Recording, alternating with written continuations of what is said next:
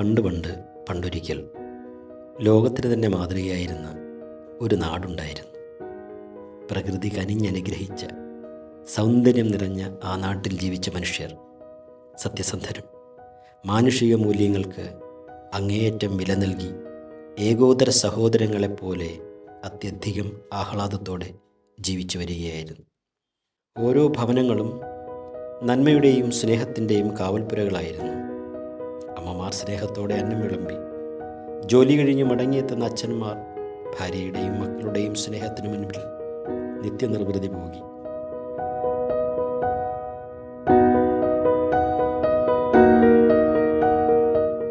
നാൾക്കുനാൾ വീടുകൾ തമ്മിലുള്ള സ്നേഹബന്ധത്തിൻ്റെ ഊഷ്മളത വർദ്ധിച്ചു വരുന്നു.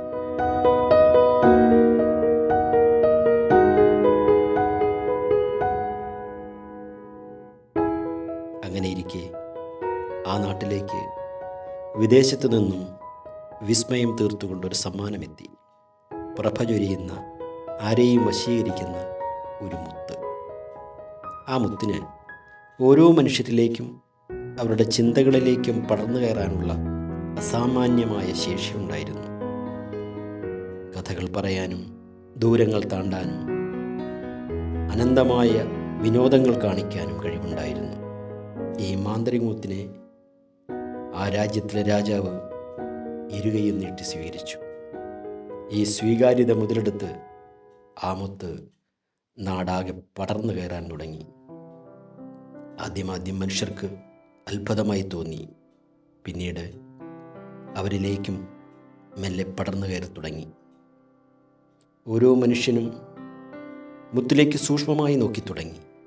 അതിൽ നിന്നും ചൊരിയുന്ന വശ്യപ്രകാശത്തിന് ആകാശക്കാഴ്ചയെ, അകക്കാഴ്ചയെ മറയ്ക്കാൻ പറ്റുമായിരുന്നു. അകമേ പ്രകാശിച്ചിരുന്ന മനുഷ്യജ്യോതിയെ മുത്തിൻ്റെ വശ്യപ്രകാശം കെടുത്തിക്കളഞ്ഞു. കുട്ടികളുടെ വിളികൾ കേൾക്കാൻ പോലും പറ്റാത്ത അവസ്ഥയിലേക്ക് ജീവിതക്രമങ്ങൾ കൂപ്പുകുത്തി തുടങ്ങി.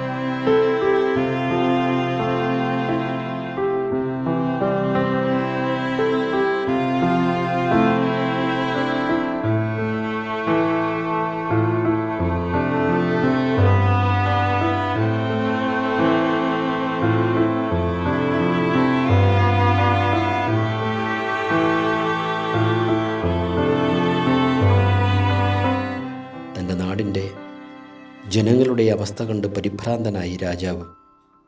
ഒടുവിൽ രാജാവ് ഒരു സത്യം തിരിച്ചറിഞ്ഞു.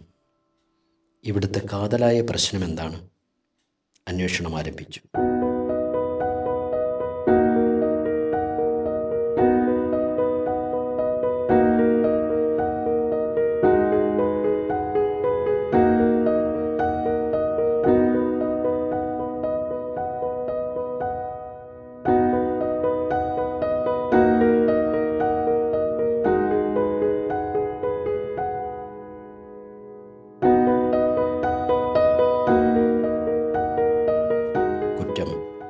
മുത്തിനല്ല എന്ന് കണ്ടെത്തി.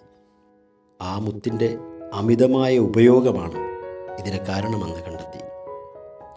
അപകടം മനസ്സിലാക്കിയ രാജാവ് ഉടൻ തന്നെ ഒരു ഉത്തരവ് പുറപ്പെടുവിച്ചു. ആരും തന്നെ മുത്തുകൾ നശിപ്പിക്കേണ്ടതില്ല.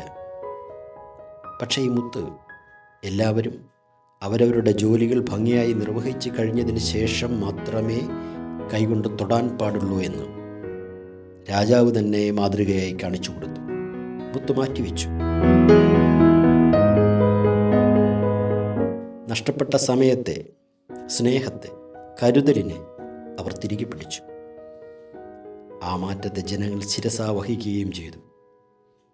കാലം കഴിഞ്ഞപ്പോൾ ആ രാജ്യം പഴയ പ്രതാപത്തിലേക്ക് തിരിച്ചുപോയി. വീടുകളിൽ കെട്ടുപോയ വിളക്കുകൾ വീണ്ടും പ്രകാശിച്ചു. മുത്തിൻ്റെ വെളിച്ചത്തേക്കാൾ മനോഹരമാണെന്നവർ തിരിച്ചറിഞ്ഞു. കണ്ണുകളിൽ തിരിച്ചെത്തിയ സ്നേഹത്തിൻ്റെ വെളിച്ചമായിരുന്നു അത്. സന്ധ്യകൾ വീണ്ടും പൂത്തു തുടങ്ങി. മുത്ത് രാജ്യം ഭരിച്ചില്ല, പകരം രാജ്യം മുത്തിനെ ഭരിച്ചു. അത് നിയന്ത്രിക്കാൻ അവർ പഠിച്ചു. എപ്പോൾ നോക്കണം, എപ്പോൾ മാറ്റിവെക്കണം എന്ന ബോധ്യത്തിൽ അടിയുറച്ചു നിന്നു. അങ്ങനെ തങ്ങളുടെ സന്തോഷം നഷ്ടപ്പെട്ടിട്ടില്ല എന്നവർ തിരിച്ചറിഞ്ഞു, ആഹ്ലാദിച്ചു. സ്നേഹത്തിൻ്റെ വെളിച്ചത്തോടൊപ്പം ആർദ്രതയുടെ മിന്നാമിനുങ്ങുകളും പ്രകാശിച്ചു പറന്നു നടന്നു, കണ്ണുകളിലെ തെളിച്ചം പോലെ.